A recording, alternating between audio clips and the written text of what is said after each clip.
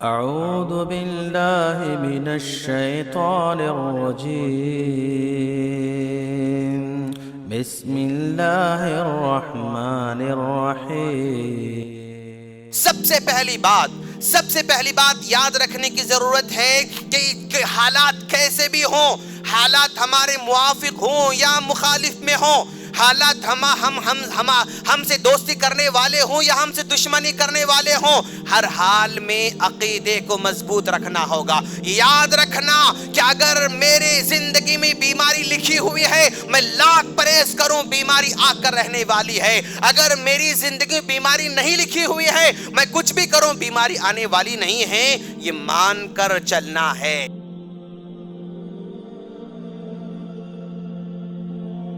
ہر قسم کی حمد و ثنا اسی اللہ رب العالمین کے لیے لائق اور زیبا ہے، جو جس کو چاہتا ہے راحت اور سکون کی زندگی عطا کرتا ہے، اور جس کو چاہتا ہے مشکلات اور مصائب میں مبتلا کر دیتا ہے۔ وہ جس کو چاہے امن و سکون کی زندگی عطا کرتا ہے، وہ جس کو چاہے بیماریوں سے پاک زندگی نصیب کر دیتا ہے، وہ جس کو چاہے بیماریوں میں مبتلا کر کے اس کو آزماتا ہے۔ لاکھوں درود و سلام ہو جناب محمد رسول اللہ صلی اللہ علیہ وسلم پر، جن کو آخر نبی بنا کر ہم تمام طرح مبعوث فرمایا۔ سامعین کرام، آج ہم جس ٹاپک پر بات کرنے جا رہے ہیں، ہمارا ٹاپک ہے حالات حاضرہ میں مومن کا کردار۔ اس ٹاپک کا انتخاب ہم نے اس لے کر رکھا ہے کہ ہم جن حالات سے گزر رہے ہیں، ان حالات میں ایک مومن کے سامنے کیا ٹارگٹ ہونا چاہیے، ایک مومن کے پاس کیا گول ہونا چاہیے، ایک مومن کو کن چیزوں پر دھیان دینا چاہیے، ایک مومن کو کن چیزوں کو اوائڈ کرنا چاہیے، کیا کریں تو اس کی زندگی جو ہے کامیاب ہو سکتی ہے، اور کن چیزوں سے بچیں تو وہ مشکلات اور مسائل سے بچ سکتا ہے۔ اس پس منظر میں ہم نے اس ٹاپک کا انتخاب کر رکھا ہے۔ سامعین کرام، یہ مارچ کا آخری ہفتہ ہے، اور ٹھیک ایک سال پہلے مارچ کے آخری ہفتے میں لاک ڈاؤن جو ہے ہوا تھا، اور اس بیماری کا سامنا پورے ملک کو بلکہ پوری دنیا کو کرنا جو ہے شروع ہوا تھا، آغاز ہو چکا تھا۔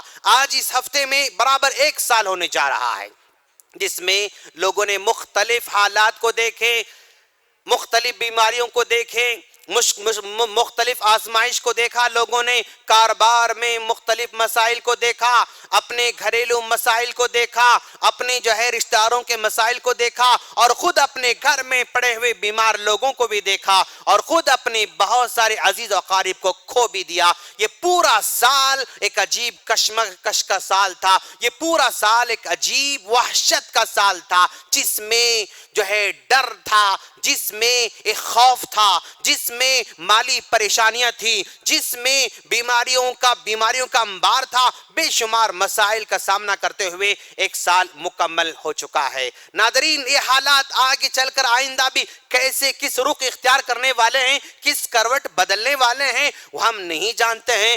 اللہ چاہے تو چند دنوں میں اس وبا کو ختم کر بھی سکتا ہے، لیکن اگر وہی اللہ چاہے تو اس جو ہے آزمائش کو اور طول بھی دے سکتا ہے اور لمبا بھی کر سکتا ہے۔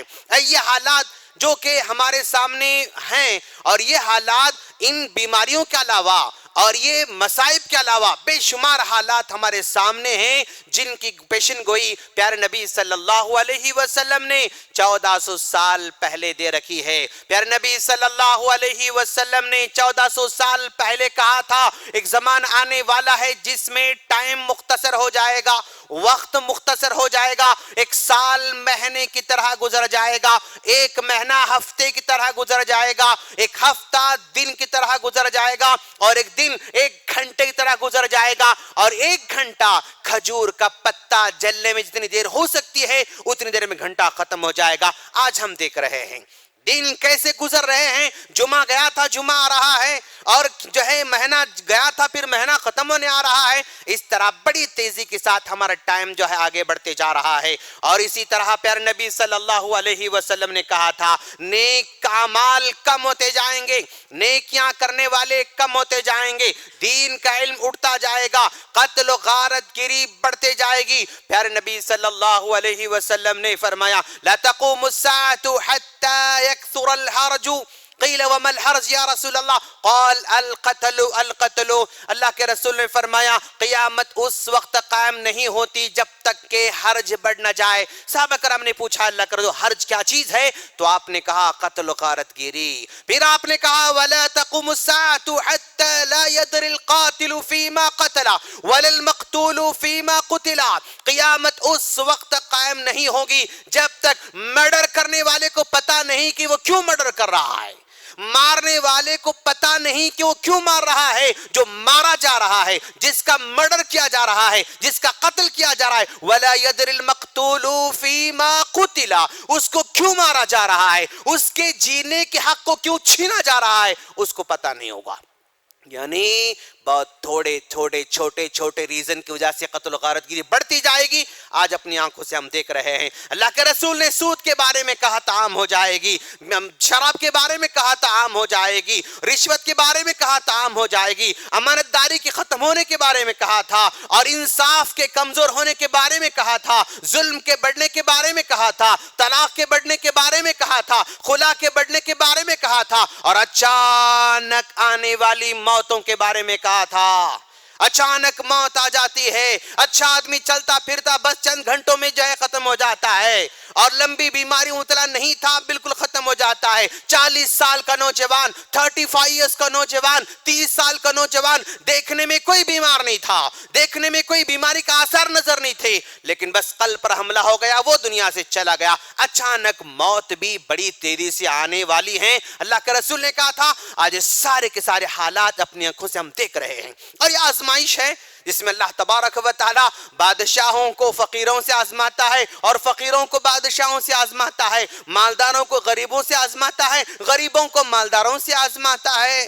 ہاں سب کو اللہ آزماتا ہے، شوہر سے بیوی کو، بیوی کو شوہر سے، دوست کو دوست سے، دوست کو دوست سے، ہر ایک کو اللہ تبارک و تعالی یہاں پر آزماتا ہے، اور اس آزمائش کے دور سے ہم جو ہے گزر رہے ہیں۔ اور یاد رکھنا دوست، اس موقع پر ایسے حالات میں ایک مومن کا کردار کیا ہونا چاہیے، ایک مومن کے اندر کون سی صفات پیدا کرنے کی ضرورت ہے، ہم اسی پر ڈسکس کرنے کی کوشش کریں گے انشاءاللہ۔ سب سے پہلی بات یاد رکھنے کی ضرورت ہے کہ حالات کیسے بھی ہوں، حالات ہمارے موافق ہوں یا مخالف میں ہوں، حالات ہم سے دوستی کرنے والے ہوں یا ہم سے دشمنی کرنے والے ہوں، ہر حال میں عقیدے کو مضبوط رکھنا ہوگا۔ یاد رکھنا کہ اگر میرے زندگی میں بیماری لکھی ہوئی ہے، میں لاکھ پرہیز کروں بیماری آ کر رہنے والی ہے، اگر میری زندگی میں بیماری نہیں لکھی ہوئی ہے، میں کچھ بھی کروں بیماری آنے والی نہیں ہے، یہ مان کر چلنا ہے۔ اگر موت ہے تو موت آنے والی ہے، اگر زندگی ہے تو زندگی ملنے والی ہے،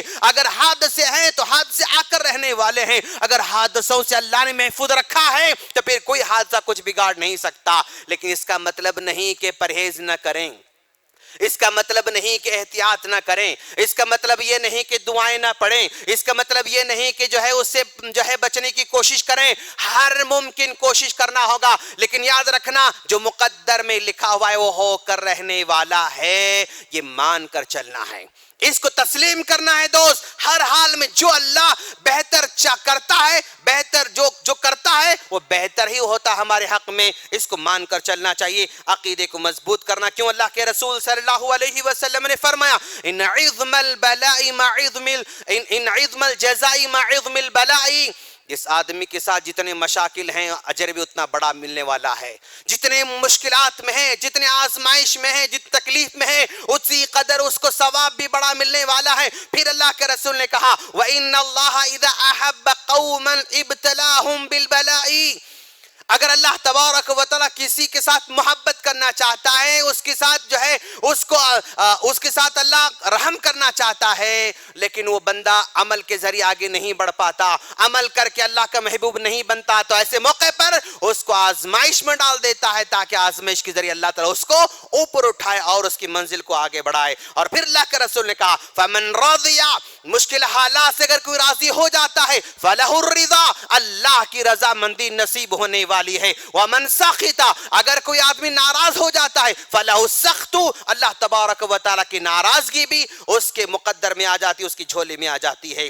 اس بات کو یاد رکھنا۔ اور دوسری بات یاد رکھنا دوست، اجتماعیت کو لازم پکڑنا، جماعت کو لازم پکڑنا، سب لوگوں کے ساتھ مل کر چلنے کی کوشش کرنا، اور اپنی الگ سی راہ نہ بنانا، الگ سی پگڈنڈی نہ بنانا، اور الگ سے چور راستے نہ بنانا۔ وَاعْتَصِمُوا بِحَبْلِ اللَّهِ جَمِيعًا وَلَا تَفَرَّقُوا، جماعت جس کے ساتھ چلتی ہے جماعت کے ساتھ چلنا ہے، اپنی راہیں الگ نہ بنانا، اپنے راستے الگ نہ بنانا، اپنی فکر الگ نہ بنانا، اور اپنی جو ہے طور طریقے الگ نہ بنانا، اجتماعیت کا ساتھ دیتے ہوئے چلنا ان حالات میں، تب چل کر کامیابی ہو سکتی ہے انشاءاللہ۔ اور تیسری بات یاد رکھیں آپ کہ آپ جو ہے جن حالات سے ہم گزر رہے ہیں، ان حالات میں مومن کا کردار یہ ہے وَلَا تَخْفُ مَا لَيْسَ لَكَ بِهِ عِلْمٍ إِنَّ السَّمْعَ وَالْبَصَرَ وَالْفُؤَادَ كُلُّ أُولَئِكَ كَانَ عَنْهُ مَسْئُولًا۔ آج کی سب سے بڑی خرابی یہ ہے کہ آدمی اپنے بارے میں جاننا نہیں چاہتا، اپنے گھر والوں کے بارے میں جاننا نہیں چاہتا، اور اپنے بیوی بچوں کے بارے میں جاننا نہیں چاہتا، اپنے دین کے بارے میں جاننا نہیں چاہتا، اپنے عمل کے بارے میں جاننا نہیں چاہتا، اور اپنے اچھے برے کے بارے میں جاننا نہیں چاہتا، لیکن دوسروں کے بارے میں جاننے کی کوشش کرتا ہے، دوسروں کے کھوج میں لگا ہوا رہتا ہے، دوسروں کی جاسوسی میں لگا ہوا رہتا ہے، دوسروں کے جو ہے عمل کے بارے میں جو ہے کریتا رہتا ہے، کون کیا کر رہا ہے، کون کیا کر رہا ہے، کون کیا کر رہا ہے۔ اس دور کی سب سے بڑی مصیبت ہے میرے دوست، اس دور کی سب سے بڑی مصیبت ہے، دوسروں کے ٹوہ میں لگے ہوئے رہتے ہیں لوگ، دوسروں کے پیچھے پڑے ہوئے رہتے ہیں لوگ، ان کو اپنے عمل کی خبر نہیں، اپنے گھر والوں کی فکر نہیں، اپنے بیوی بچوں کی فکر نہیں، اپنے کام کے بارے میں فکر نہیں، اپنے بزنس کے بارے میں فکر نہیں، اپنے کمائی کے بارے میں فکر نہیں، لیکن ہمیشہ لوگوں کے ٹوہ میں لگے ہوئے رہتے ہیں۔ مومن کا شیوا ایسا نہیں ہوتا میرے دوست، مومن کا شیوا ایسا نہیں ہوتا ہے۔ مومن اپنے عمل کے بارے میں وہ سوچتا ہے، اپنے کام کے بارے میں سوچتا ہے، اگر کسی کے بارے میں کوئی غلط فہمی ہو جاتی ہے، کوئی غلطی کا اظہار ہو جاتا ہے، کوئی غلطی ظاہر ہوتی ہے، اس کو تنہائی میں سمجھاتا ہے، اس کو اکیلے میں سمجھاتا ہے، اس کی غلطی کی اصلاح کرنے کی کوشش کرتا ہے۔ یہ نہیں کہ اس کو سوشل میڈیا میں ڈال دیا جائے، یہ نہیں کہ اس کو جو ہے عام کیا جائے، یہ نہیں کہ اس کے بارے میں واٹس ایپ گروپ بنائے جائیں، یہ نہیں کہ لوگوں کے درمیان اس کے جو ہے اس کے خامیوں کو، بشری جو ہے لغزشوں کو سب کے سامنے لایا جائے۔ یہ مومن کا شیوا نہیں ہو سکتا ہے۔ اس سے پرہیز کریں میرے دوست، اس سے بچے رہیں۔ کیوں؟ اللہ خود فرماتا وَلَا تَخْفُ مَا لَيْسَ لَكَ بِعِلْمٍ۔ ارے اس آدمی کے ساتھ فرشتے جڑے ہوئے، وہ لکھنے والے ہیں، تم کون ہو سکتے ہو اس کے عمل کو لکھ لکھ کر عام کرنے والے؟ تم کون ہو سکتے ہو اس کی غلطیوں کو عام کرنے والے؟ جو رب 24 گھنٹے بندے پر نظر رکھتا ہے، جو رب بندے کے دل کی حال کو جانتا ہے، جو رب بندے کے عمل کو جانتا ہے، جو رب ماں کے پیٹ میں کھلانے والا ہے، جو رب ہوا دینے والا ہے، جو رب پانی دینے والا ہے، جو رب آسمان کا مالک ہے، جو رب سورج کا مالک ہے، جو رب زمین کا مالک ہے، جو رب غذا کا مالک ہے، وہ خاموش بیٹھا ہوا ہے، وہ چھپانا چاہتا ہے، لیکن یہ بندہ اس کو ظاہر کرنا چاہتا ہے، یہ بندہ اس کو ظاہر کرنا چاہتا ہے۔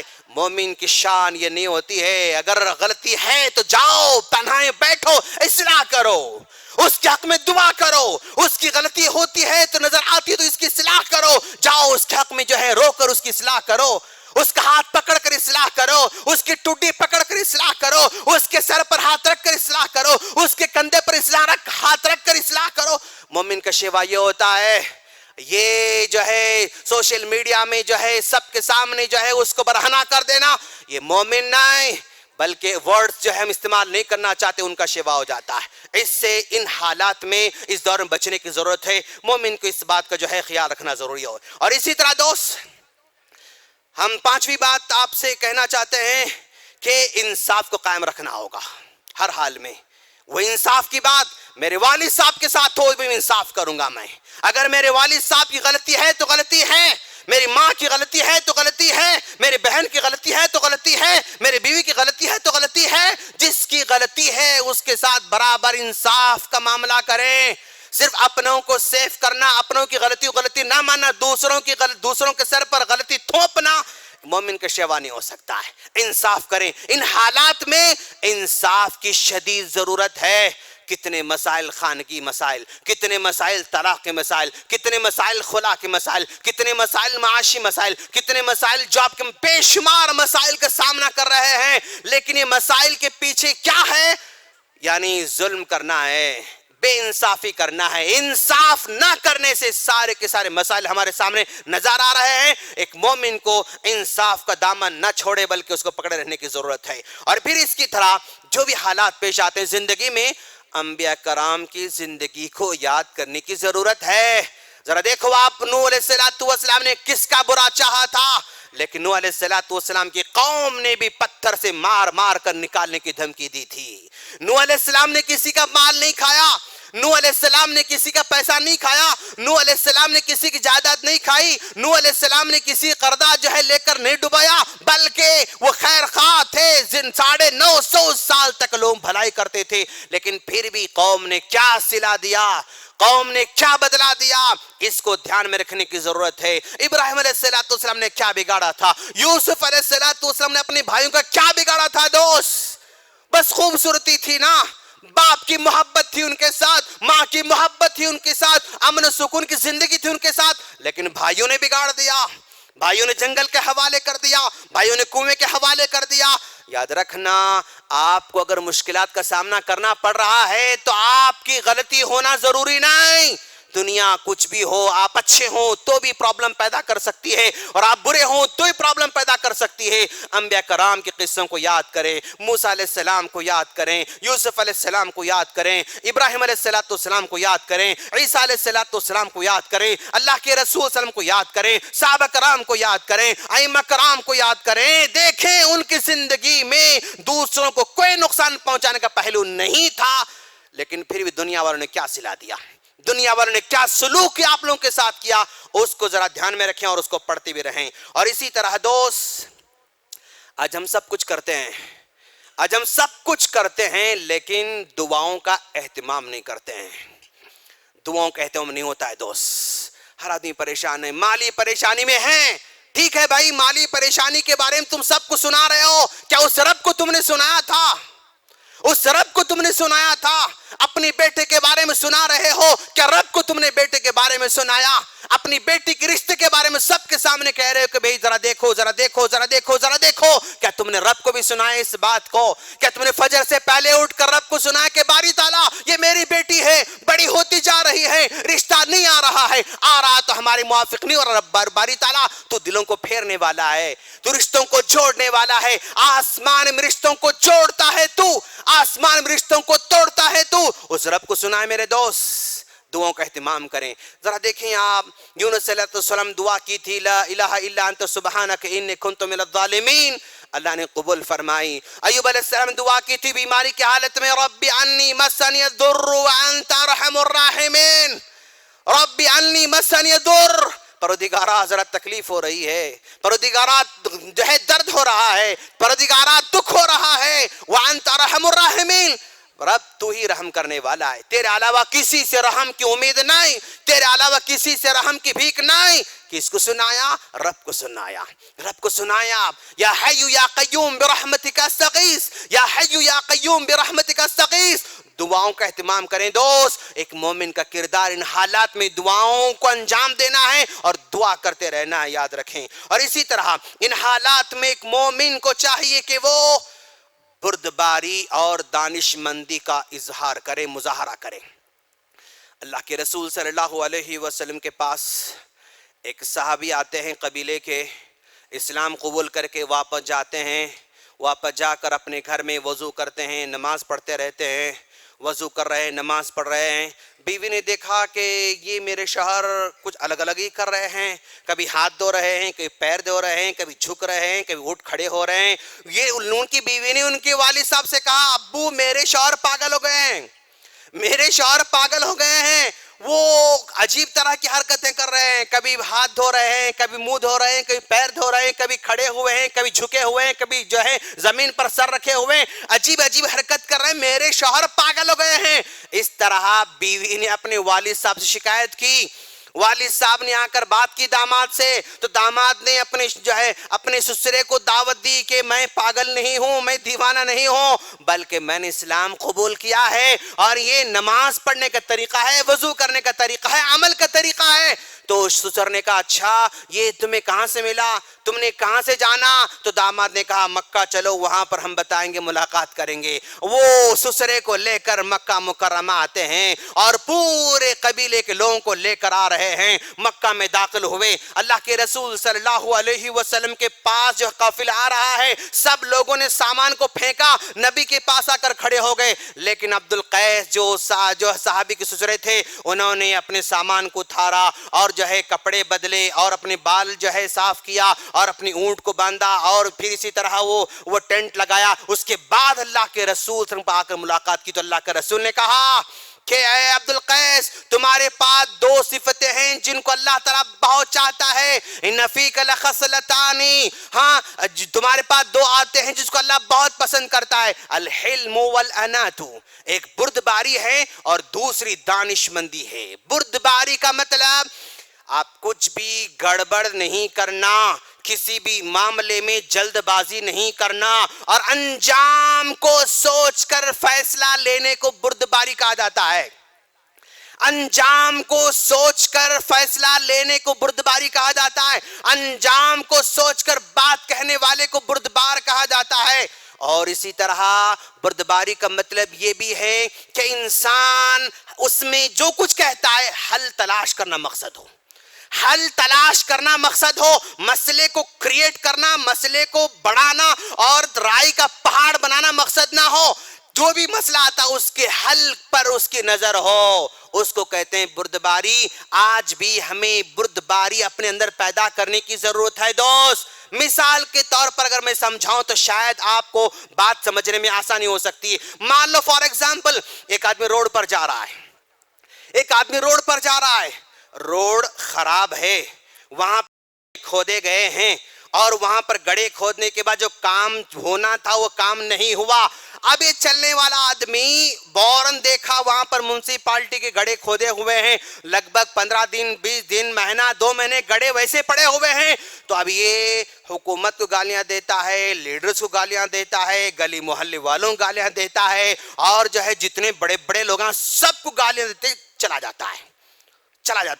دوسرا آدمی دیکھا بھئی یہاں پر گڑھے کھودے ہوئے ہیں اور 1 مہینے سے ایسے پڑے ہوئے ہیں، وہ دیکھتا ہے کہ بھئی جو ہے یہ میونسپالٹی کاموں کے ذمہ دار کون ہیں، کس کو کال کرنا چاہیے، کس سے بات کرنا چاہیے، ذمہ دار کون ہے، معلوم کر کے ذمہ دار کال کر کہتا ہے کہ بھائی گڑھے پڑے ہوئے ہیں، 1 مہینے سے گڑھے پڑے ہوئے ہیں، بچے چلتے ہیں، بوڑھے چلتے ہیں، لوگوں کو چلنے پھرنے میں مشکل ہو رہی ہے، ذرا سا کام جلدی کرا دو نا بھائی۔ دوسرا آدمی اس طرح اپروچ کرتا ہے۔ تو جو آدمی گالی دے رہا ہے اور گالی دے کر آگے بڑھ رہا ہے وہ بردبار نہیں، وہ عقل مند نہیں، وہ سمجھدار نہیں، بلکہ حل تلاش کرنے والا اور اس پرابلم کا سولوشن ڈھونڈنے والا وہ بردبار آدمی ہے، وہ سمجھدار آدمی ہے۔ اسی طرح دیکھا ایک آدمی کسی مسجد میں انتظامیہ میں کچھ گڑبڑ ہے، یعنی کچھ خرابی ہے، انتظام صحیح نہیں ہے، تو اب نکل کر وہاں پر کھڑے ہو کر آج کل متولے ایسے رہتے، ہاں ذمہ دار ایسے رہتے، فلاں ایسے، یعنی سب کو وہ جو ہے یعنی گالیاں دیتا رہتا ہے، 4 مصلیوں کے سامنے ان کے خلاف کان بھرتے رہتا ہے ایک آدمی۔ دوسرا آدمی انتظامیہ میں کوئی غلطی ہے اور مسجد میں کوئی غلطی ہے اور جو ہے کیا کہتے ہیں اس انتظامات میں کچھ پرابلم ہے، متولی صاحب سے ملاقات کرتا ہے، امام صاحب سے ملاقات کرتا ہے، مؤذن سے ملاقات کرتا ہے، ذمہ داروں سے ملاقات کرتا ہے اور جہاں خرابی نظر آ رہی ہے وہاں نشاندہی کرتا ہے، بھائی یہ پرابلم ہے، اس کو حل کر تو اچھا رہتا ہے، اس پرابلم کو حل کرنے کا میں کیا کر سکتا ہوں، میں کیا ہیلپ کر سکتا ہوں، میں کیا مدد کر سکتا ہوں، آگے بڑھ کر وہ حل تلاش کرنا چاہتا ہے، اس کو کہتے ہیں بردبار، اس کو کہتے ہیں الحلم والعنات والا آدمی۔ اور ایک آدمی اسکول میں دیکھا اس کا بیٹا جو ہے میتھس میں فیل ہو گیا، اب یہ میتھس میں فیل ہوتے ہی اب یہ ٹیچر ایسے ہی حرام کھاتے، اسکول والے حرام کھاتے، اسکول والے فیس لے کر ایسے کچھ نہیں کرتے، سب کو گالیاں دیتا رہتا ہے۔ دوسرا آدمی کیا کرتا ہے، میرا بیٹا میتھس میں فیل ہوا ہے، ٹھیک ہے، ٹیچر سے ملاقات کرتا ہے، سر میم میرا بیٹا جو ہے میتھس میں فیل ہے، کہاں پرابلم ہے، کیا بچے کو سمجھ میں نہیں آ رہا ہے، کیا آپ کا سمجھانے کا طریقہ سمجھ میں نہیں آ رہا ہے، کیا اس کے کوئی پرابلم ہے، وہ اپنے بیٹے کے فیل ہونے کے حل کو تلاش کرتا ہے، وہ سولوشن چاہتا ہے، اس کو کہتے ہیں الحلم والعنات۔ آج کے دور میں ایسے لوگوں کی ضرورت ہے جو مسائل کے حل کو تلاش کرنے والے ہیں، مسائل کو جو ہے پہاڑ بنانے والے نہیں چاہیے، اور رائی کو پہاڑ بنانے والا نہیں چاہیے. اس طرح کے ایمان والے بندے ہی کر سکتے ہیں, سمجھدار بندے ہی کر سکتے ہیں, اور مومن کو اس دور میں ایسے ہی بننے کی ضرورت ہے میرے دوست. اور اسی طرح دور حاضر میں محنت کرنے کی ضرورت ہے میرے دوست. ایک مومن بندہ محنت سے جی نہیں چراتا, ایک مومن بندہ محنت سے دور نہیں بھاگتا, ایک مومن بندہ کام چور نہیں ہو سکتا, ایک مومن بندہ کام چور نہیں ہو سکتا, مومن بندہ کبھی ایسے نہیں ہو سکتا ہے. آپ آزما کے دیکھو, آپ جس دور میں ہم گزر رہے ہیں, مان لو فار ایگزامپل مسجد عباد الرحمان کے سامنے ایک بورڈ لگایا جائے, اور اس بورڈ پہ جو ہے ہم لگا دیں کہ بھائی جو ہے فیکٹری میں کام کرنے والوں کی ضرورت ہے, دکان میں کام کرنے والوں کی ضرورت ہے, اور جو ہے کارخانے میں کام کرنے والوں کی ضرورت ہے, سیلس مین کی ضرورت ہے, اور کچھ پلمبرز کی ضرورت ہے, الیکٹریشین کی ضرورت ہے. آپ 10 وہاں پر لگا کے دیکھو آپ, اور نیچے بڑا سا نمبر لکھ کے دیکھو آپ. ایک بھی کال آیا تو پوچھو آپ لوگوں کو, ایک بھی کال آیا تو پوچھو, اگر آئے تو بڑی مشکل سے 2-4 کال آ سکتے ہیں آپ لوگوں کو. آپ جو ہے گلی گلی, محلے محلے, ڈگر ڈگر, نگر نگر اعلان کراؤ کہ ہمیں کام کرنے والے بچوں کی ضرورت ہے, جو پریشان حال ہیں وہ بندے رجوع کریں, ہم کام دینے تیار ہیں. کوئی آپ کو فون نہیں آئے گا, اور اگر آئے گا تو بڑی مشکل سے 4-5-10 کال سے بڑھ کے آپ کال نہیں آئیں گے آپ کو.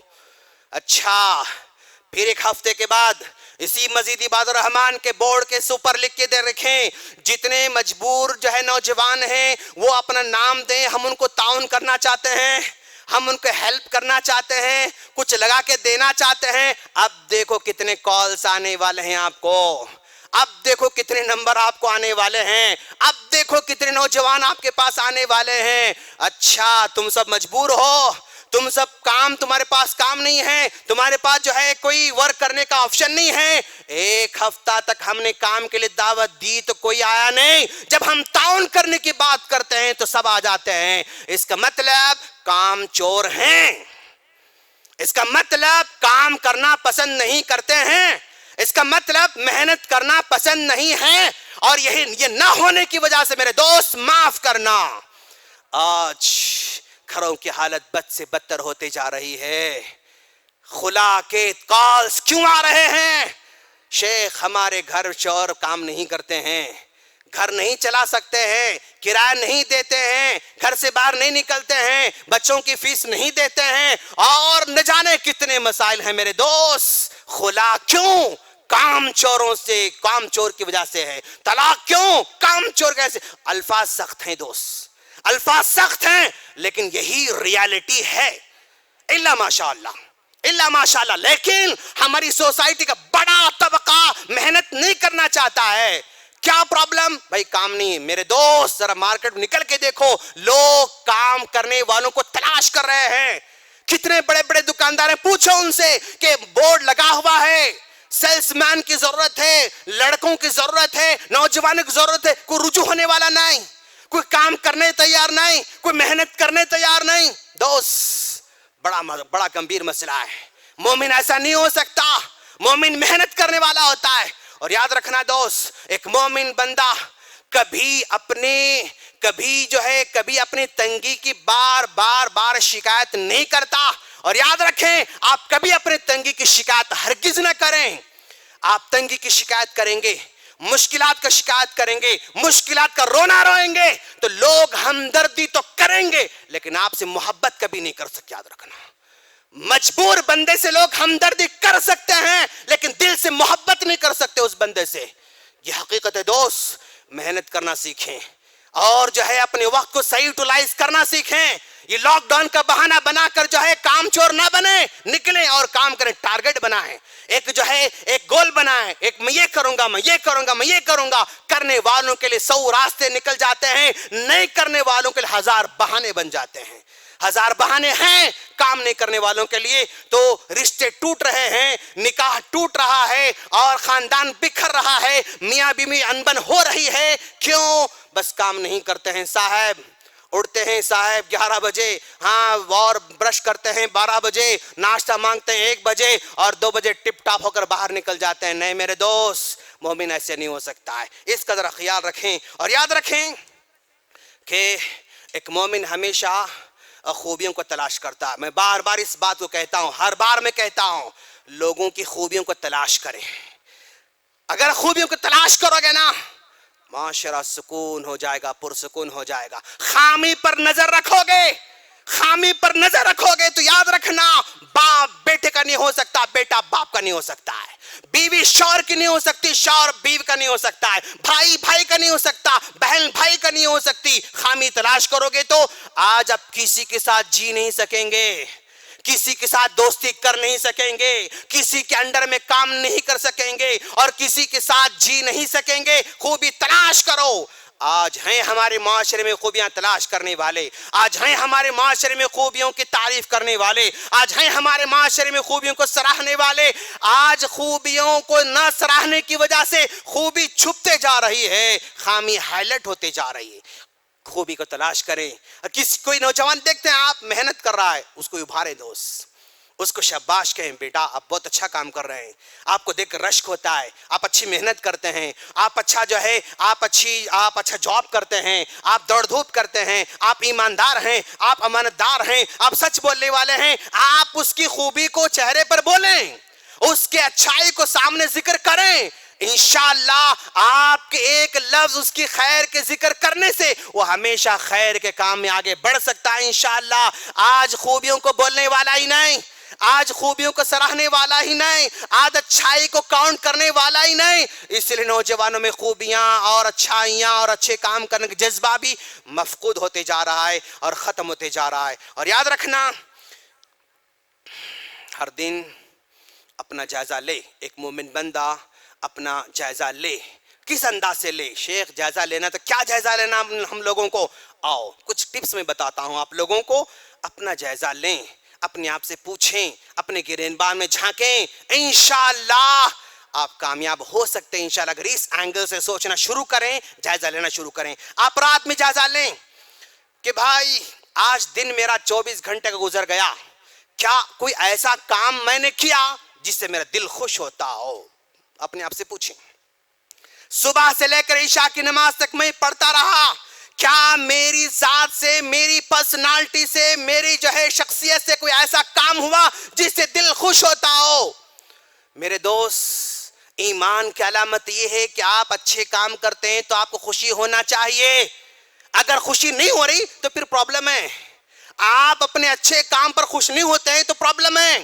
تو آپ جائزہ لیں کہ میں نے کون سا ایسا کام کیا ہے جس سے مجھے خوشی ہوتی ہے ماشاءاللہ. اور دوسرا کام, کیا میں نے آج, اگر ماں باپ زندہ ہیں تو کیا ایسا کام کیا ماں باپ کے ساتھ جس پر اجر پکا ملنے والا ہو, جس پر نیکی پکی ملنے والی ہو, جو نیکی میرے مشکل میں کام آ سکتی ہو, جو نیکی میری بیماری میں کام آ سکتی ہو, جو نیکی میرے قبر میں کام آ سکتی ہو, جو نیکی میرے حشر میں کام آ سکتی ہو. اب میں نے اپنے ماں باپ کے ساتھ کیا ایسا کام کیا جو میں امید رکھ سکتا ہوں کہ اللہ اجر دینے والا ہے, اس کے بارے میں سوچیں. اور پھر یہ سوچیں کہ بھائی کہ کیا میرے دوستوں میں, میرے پڑوسیوں میں, میرے جانکاریوں میں جو بھی میرے ساتھ جڑے ہوئے ہیں, کیا میں نے ان کی کوئی مشکل کو آسان کیا؟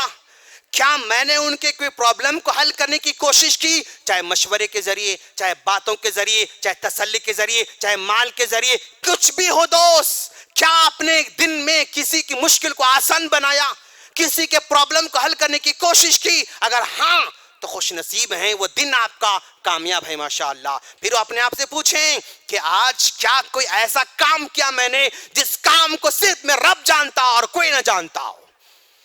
ایسا کام کیا میں نے کیا آج جس کام کو صرف رب جانتا ہو, میرے فرشتے جانتے ہوں اور میں جانتا ہوں, اس کے علاوہ کوئی نہ جانتا ہو؟ ایسا کوئی عمل میں نے کیا؟ اپنے آپ سے پوچھیں. اور پھر دیکھیں, اپنے آپ سے پوچھیں کہ بھائی کیا آج کا دن گزر گیا کسی غریب, کسی جو ہے مشکل میں پھنسے ہوئے آدمی کی تکلیف کو میں نے محسوس کیا اور اس کی تکلیف کو حل کرنے کی کوشش کی, کہ بڑا خوش نصیب بندہ ہے. اس کے بولنے کے بعد, اس کے ہاتھ پھیلانے کے بعد, اس کے چکر کاٹنے کے بعد, اس کی گڑ گڑانے کے بعد, اس کے آنسو بہانے کے بعد, اس کی لمبی سٹوری سنانے کے بعد اگر ہم ہیلپ کرتے ہیں تو نہیں کوئی بڑا کمال نہیں, کوئی بڑا کمال ہم نے نہیں کیا، ہم نے محسوس کیا سامنے والا تکلیف میں ہے، ہم نے محسوس کیا فلاں مسکین تکلیف میں ہے، ہم نے محسوس کیا فلاں بیمار ہے، ہم نے محسوس کیا فلاں دواخانے میں ہے، ہم نے محسوس کیا فلاں جو ہے تنگی میں ہے، ہم نے آگے بڑھ کر مدد کی۔ یہ بندہ ہے جو عرش جو ہے حشر کے میدان میں جس کا عمل کا دفتر بڑا بننے والا ہے انشاءاللہ۔ اور اسی طرح کوئی ایسی عادت ہے میرے پاس جس کو میں لوگوں سے چھپاتا ہوں، اس عادت کو لوگوں سے چھپاتا ہوں، اس عادت کو چھوڑنے کی دعا کریں ضرور دوست۔ کوئی عادت ہے جو میں چھپاتا رہتا ہوں، اس کو آشکارا ہونے نہیں دیتا، اس عادت کو چھوڑنے کی کوشش کریں۔ یہ مومن بندے کا کردار ہے اور یہی اس کا شعار ہے۔ اور اسی طرح اللہ تبارک و تعالی نے کتنی نعمت ہم کو عطا کر رکھا ہے، پورا سال گزرا لیکن پھر بھی اللہ نے وبا سے محفوظ رکھا۔ شکریہ ادا کرو دوست، شکریہ ادا کرو آپ۔ پورا سال گزرا لیکن مجھے کسی قسم کی دوا کھانے کی ضرورت نہیں پڑی، شکر ادا کرو۔ پورا سال گزر گیا، کسی دواخانے میں جا کر فیس پے کرنے کی ضرورت نہیں پڑی مجھے، شکر ادا کرو۔ پورا سال گزرا، میرے بچے محفوظ رہے، شکر ادا کرو۔ پورا سال گزرا، میری بیوی میرے ماں باپ محفوظ رہے، شکر ادا کرو۔ پورا سال گزرا، اللہ نے صحت کے ساتھ رکھا، شکر ادا کرو۔ پورا سال گزرا، گھر میں بچوں کو کھانے پینے میں کوئی کمی نہیں ہوئی، شکر ادا کرو۔ لئن شکرتم لازیدنکم، شکر گزار کی جذبہ پیدا کرو میرے دوست۔ اللہ نے کتنا نوازا ہے۔ ذرا دواخانے کے چکر کاٹیں گے تو محسوس ہوگا، کسی وارڈ میں جا کر دیکھیں گے تو محسوس ہوگا ہاں کہ اللہ نے ہم کو کیا عطا کر رکھا ہے اور کتنا ہم کو سکون سے رکھا ہے۔ دواخانے کے چکر کاٹ کے دیکھیں میرے دوست، شکر ادا کریں۔ جو نعمت اللہ نے دے رکھی ہے نا، شکر بجا لائیں، یہ مومن کا شیوا ہے۔ اور ہم بشر ہیں اور ہم انسان ہیں، بشر ہونے کے ناطے غلطیاں تو ہوتی رہتی ہیں۔ غلطی ہونے کے بعد اگر مجھے میری غلطی کا احساس ہوتا ہے پھر میں کامیاب ہوں۔ غلطیاں ہوتی رہتی ہیں، حقوق مارے جاتے ہیں، احساس نہیں ہوتا ہے تو پھر مشکل میں ہے، پر پرابلم ہے دوست۔ اپنی غلطی ہو جاتی ہے، احساس کرنے کی ضرورت ہے، اور اگر کریں تو انشاءاللہ کامیاب پکی ہے انشاءاللہ۔ ہم دعا کرتے ہیں باری تعالیٰ ہم نے جو کچھ کہا ہے اس پر مجھے عمل کی توفیق عطا فرما۔ باری تعالیٰ کچھ نہ کچھ کر گزرنے کی توفیق عطا فرما۔ باری تعالیٰ زندگی میں ہمارے ہاتھوں سے ہماری زندگی سے دوسروں کو بھلائی پہنچانے کی توفیق عطا فرما۔ ہماری زبان سے تکلیف نہ ہو، ہمارے ہاتھوں سے تکلیف نہ ہو، ہمارے رویے سے تکلیف نہ ہو، ہماری آواز سے تکلیف نہ ہو، ہمارے سلوک سے تکلیف نہ ہو، ہمارے چہرے سے تکلیف نہ ہو، اور ہمارے پڑوسی کوئی تکلیف نہ ہو۔ باری تعالیٰ ہم کو ہر اینگل سے محفوظ فرما۔ باری تعالیٰ جو پریشان حال ہیں ان کی پریشانی کو دور فرما۔